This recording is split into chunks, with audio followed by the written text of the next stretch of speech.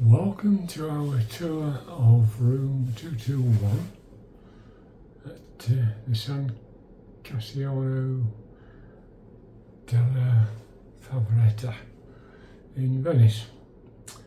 It's a 14th century building.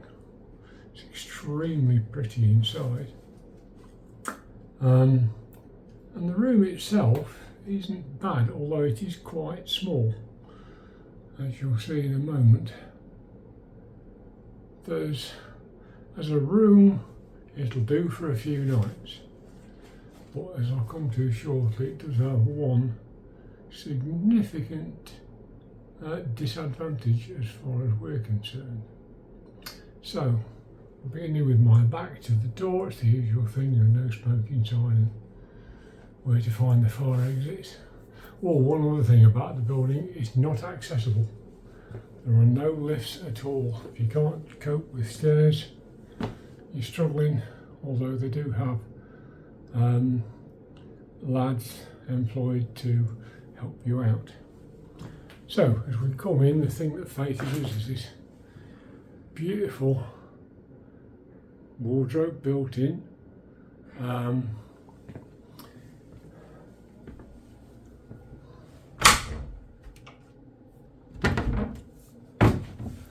You've got some deep shelves and a safe there and some more drawers. So a reasonable amount of storage space and a little potpourri sachet there.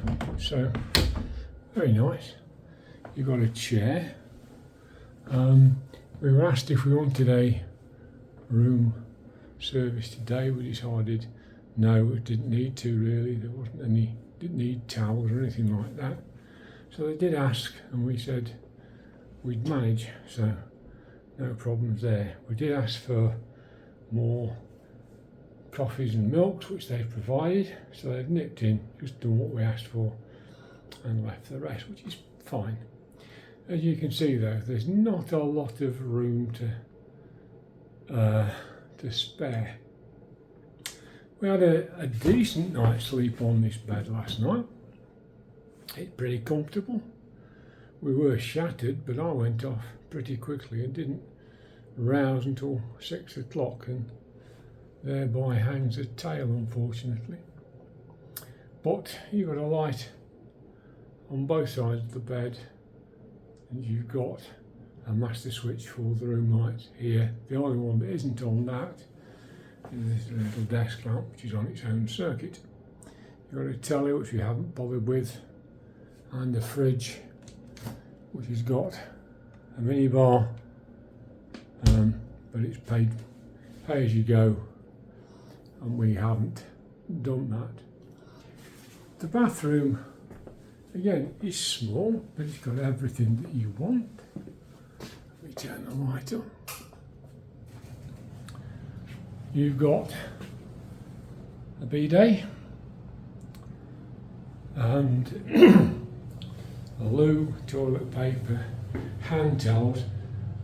The biggest button for flushing I've ever seen in my life. There you go. Hairdryer, which we haven't used.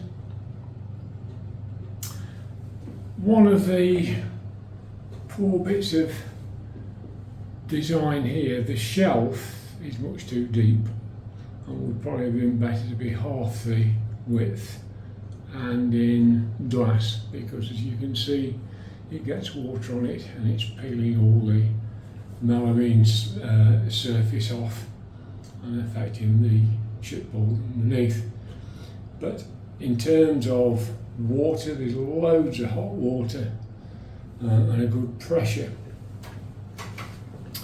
You've got a heated towel rail, but heat is the last thing we want at the moment. It's very hot and humid, or very hot now. It's 20. It's been up to about 27. It wasn't quite that today, but it is quite humid, so you certainly feel it.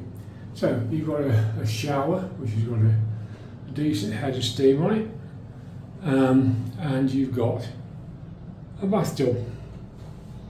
We haven't had a bath in it, but we've done that. So, as a room, it's not bad for a couple of nights. We can cope with it. We're okay with stairs. And I say, it was a lad came and gave us a hand with the bags. And when we leave tomorrow, I hope we can wangle someone to help us with it downstairs again. But the disadvantage is behind that wall. On the other side of the wall, there is a service room for the breakfast room, which is on this floor.